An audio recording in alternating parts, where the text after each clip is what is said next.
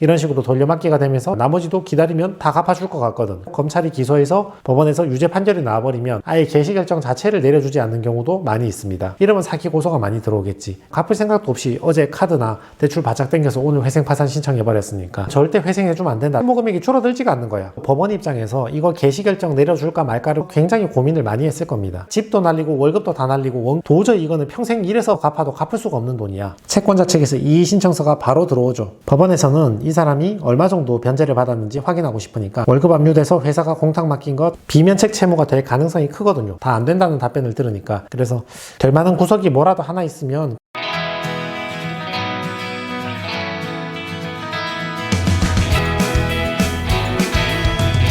자, 개인회생을 하고 싶은데 안 되면 어쩌나. 괜히 했다가 고소를 받고 처벌을 받으면 어떡하나. 일만 더 커지면 어떡하나. 그리고 솔직히 말해서 나도 문제가 좀 있는데 근데 이러한 문제점이 있음에도 불구하고 그래도 개인회생을 한번 찔러보라는 이유, 채무탕감을 한번 시도해보라는 이유, 거기에 대해서 설명을 한번 드리겠습니다. 일단 개인회생이 안 되는 대표적인 유형에 대해서 먼저 설명을 드릴 건데, 채무자회생법 제625조를 보면 개인회생 비면책 사유가 규정이 되어 있습니다. 개인회생 절차를 통과한다고 하더라도 이러한 채무에 대해서는 면책을 해주면 안 된다. 다 갚게 만들어야 된다.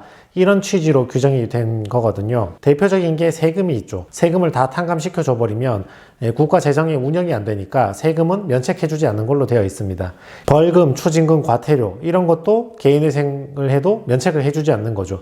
그리고 그 다음에 나와 있는 게 고의에 의한 불법행위 손해배상, 그리고 중과실로 인한 생명, 신체를 침해한 불법행위 손해배상 채무, 이런 것들은 면책이 되지 않는 채무로 규정을 했습니다. 쉽게 말을 해서 내가 남의 집에 불을 질러서 저 집에 있는 사람들이 생명, 신체를 침해를 했는데 나중에 손해배상 청구가 들어오니까 나 이거 회생 파산하련다, 이런 거를 탕감해주면 말이 안 되겠죠. 대표적인 예시를 몇 가지 소개해드리겠습니다. 첫 번째가 투자금을 못 갚은 사건이죠. 내가 공무원이나 대기업 직원이야. 내가 1억 원 있는 걸로 투자를 했는데 1억을 벌었어. 100% 수익이 나온 거죠. 직장 동료나 고등학교 친구들에게 야, 니네도 나한테 투자를 해라.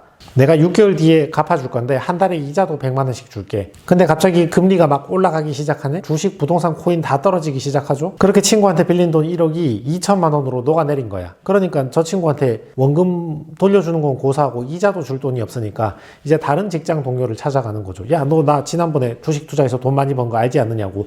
너 나한테 1억만 투자하라고. 내가 수익금 많이 주겠다고. 그렇게 해서 그 친구 돈을 받아가지고 첫 번째 친구 수익금이나 이자를 주고 그 친구 돈도 다시 투자를 하지만 그것도 실패해서 또 녹아내리는 거죠. 이렇게 돌려막기가 시작되는 거죠. 법원의 처리가 어떻게 되냐면 친구들이 가만히 있지 않겠죠. 친구들이 고소해서 검찰이 나를 기소를 해서 내가 유죄의 확정 판결이 나온다면 이건 고의에 의한 불법행위 손해배상 채무, 쉽게 얘기하면 사기. 그래서 이런 거는 비면책 채무가 되기 때문에 법원이 개시결정을 아예 내려주지 않을 가능성이 큽니다. 이론상은 나중에 가서 비면책이 되는 건데 실제로는 이런 채무의 모양이 보이면 아예 개시결정 자체를 내려주지 않는 경우도 많이 있습니다. 다만 예외가 있는데 친구들이 문제를 안 삼으면 문제가 안 되죠. 해상 피해 본 사람이 고소를 해야 수사가 시작되는 거니까 만약에 저 사람이 나한테 고소 안 하고 친구 5명 돈을 빌려서 다 날려먹었는데 5명이 아무도 나한테 고소를 안 했어. 또는 1억씩 빌렸는데 내가 한 절반 정도는 갚아줬고 내가 대기업 다니니까 연봉이 높으니까 나머지도 기다리면 다 갚아줄 것 같거든. 그래서 저들이 문제를 삼지 않았어. 그런 경우는 회생법원에서는 이게 문제가 됐는지 알 수가 없으니까 여기에 대해서는 별도로 조사를 안 하니까 은행권, 금융권, 대부업, 카드 채무는 전부 탕감을 받고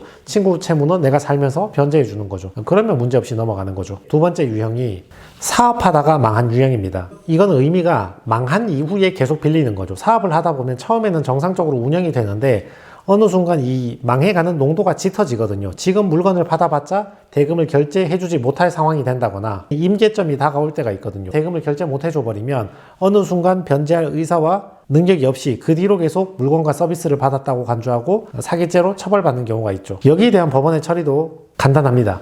저 상거래 채권자가 나를 사기죄로 고소해서 검찰이 기소해서 법원에서 유죄 판결이 나와버리면 이 채권에 대해서는 고의에 의한 불법행위 채무가 되는 거거든요. 자, 형사가 유죄가 나왔다고 내가 손해배상 채무를 지는 건 아니에요. 민사는 별도니까. 그렇지만 형사에서 유죄가 나왔다면 저 사람이 나중에 민사상 손해배상을 했을 때 패소할 가능성이 크지. 그러면 법원은 이거는 비면책 채무에 해당할 가능성이 높구나 하고 개시결정을 내려주지 않는 경우도 많이 있습니다. 자, 여기도 예외가 있는데요. 이 채권을 빼버리면 돼요. 이 문제되는 거래처에 대한 채권 빼버리고 나머지만 회생파산으로 탕감받는 거죠. 자, 비면책이 될 가능성이 있는 세 번째, 어제 빌리고 오늘 바로 개인회생 신청하는 경우. 법원에서는 어떻게 처리하냐, 최근 채무의 문제로 처리하거든요. 이론상은 이게 사기의 가능성이 높잖아요. 갚을 생각도 없이 어제 카드나 대출 바짝 당겨서 오늘 회생파산 신청해버렸으니까 비면책으로 기각을 시키는 게 맞긴 한데, 실무상은 전부 다 기각시키면 채권자는 전혀 변제를 받지 못하게 되고 채무자는 사회에 복귀하지 못하고 갱생을 못하니까 서로에게 손해가 되니까 법원에서는 이걸 청산가치에 반영해서 양자의 이익을 조정하거든요. 예를 들어서 채무자가 최근 채무 5천만 원 바짝 당겨서 바로 개인회생을 신청하면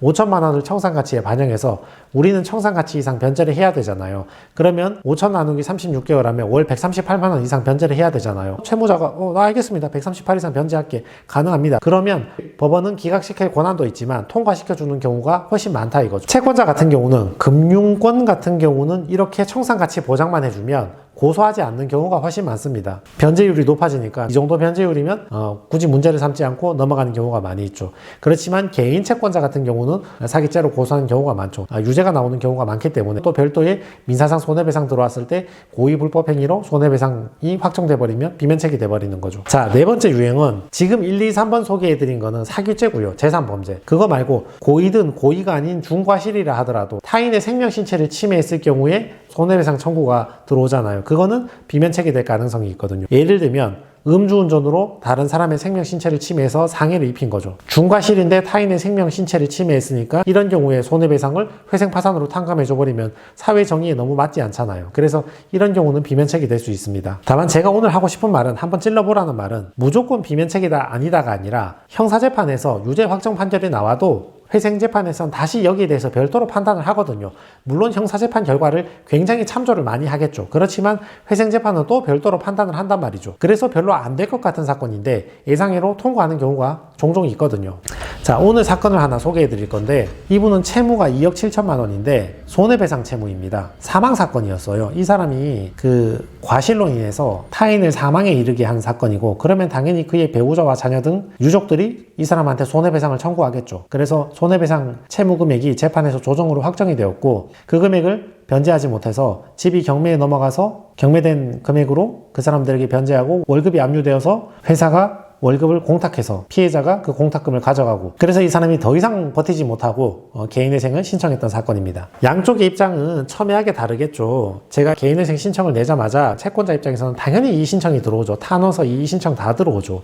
절대 회생해주면 안 된다, 탕감해주면 안 된다, 이런 입장이겠죠. 그 피해자 가족이 무슨 돈이 탐나서 그걸 이의 신청하고 타노서를 냈겠습니까? 돈이 문제가 아니라 너무 억울하잖아요. 내 가족이 사망해서 그것 때문에 발생한 손해배상 채무인데, 조정까지 가서 어떻게 합의 보고 확정된 금액인데 그걸 이제 탕감해달라고 들어오니까 이걸 견딜 수가 없는 거지. 반면에 채무자 입장에서는 집도 경매 넘어가서 변제했고 월급도 몇 년 동안 압류당해서 절로 다 넘어갔고, 그런데도 변제하지 못하고 남은 금액이 소촉법상 이자가 15%가 붙으니까 거의 대부업 수준의 이자가 되는 거죠. 그러니까 아무리 이래서 변제를 해도 이게 줄어들지가 않는 거야. 열심히 변제해서 변제가 될 것 같으면 자기도 노력을 할 건데, 집도 날리고 월급도 날리고 다 날려도 채무 금액이 줄어들지가 않는 거야. 여기서 우리가 한 가지를 알 수가 있죠. 이자가 이렇게 무서운 겁니다. 모르긴 몰라도 법원 입장에서 이거 개시결정 내려줄까 말까를 굉장히 고민을 많이 했을 겁니다. 근데 저는 어찌됐건 채무자의 변호사니까 주장을 많이 했죠. 채무자가 이거 평생 일할 수도 없는 노릇이고 타인의 생명 신체를 침해했다 하더라도 중과실이 아니라고 볼 가능성이 높고 재판부의 재량에 따라서 어느 정도 면책은 해줄 수 있는 거 아니냐, 이렇게 주장을 해서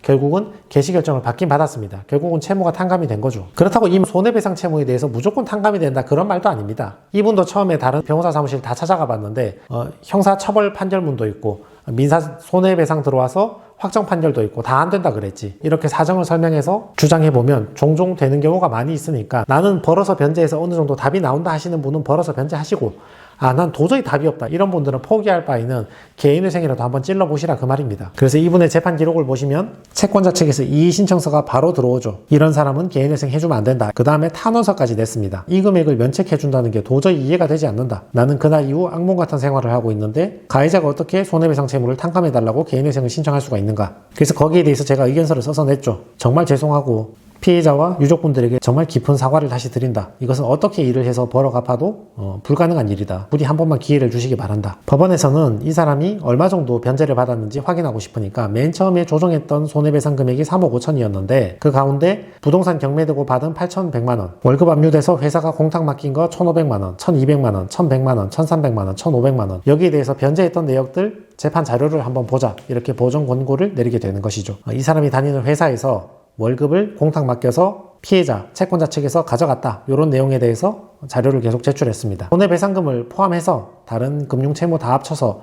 남아있는 채무 2억 7천만 원 중에서 1억 2천만 원 정도를 변제하고 나머지는 탕감받는 것으로 결정을 내렸죠. 다행히 60개월 변제가 아니고 36개월 변제가 나왔습니다. 이분이 표면상은 월급 530만원, 생계비 200만원, 2인 생계비 정도 되죠. 빼고 330만원, 36회 변제하는 개시 결정을 받았고 구체적으로 살펴보면 1회에 압류 적립금이 월급 묶여있던 게 투입될 게 있으니까 실제로는 1회 변제기일에는 압류 적립금이 투입되고 2회부터 36회까지는 매월 250만원 정도 변제하는 것으로 이렇게 개시 결정을 받았습니다. 전체 채무액의 원금의 44%를 변제하고 56%를 탕감받고 이자는 100% 탕감받는 그런 내용이죠. 개시 결정 내려주면서 채권자 집행기일 통지해주고 교통사고, 상해사고, 신체침해사고, 사기사고 이런 사건 사고들이 터지면 저 사람이 나를 형사적으로 고소하면 형사에서 고의가 인정되거나 중과실이 인정되면 회생재판에서도 그대로 인정될 가능성이 높죠. 그렇지만 회생재판에서는 또 구체적인 사정을 살펴가지고 다시 한번 판단을 해보긴 해보는 것이니까 이대로 갔다가는 정말 답이 안 나올 것 같다 하시는 분은 될 만한 구석이 뭐라도 하나 있으면 그것도 잘 파고들면 법원에서 인가를 내려줄 때가 많으니까 너무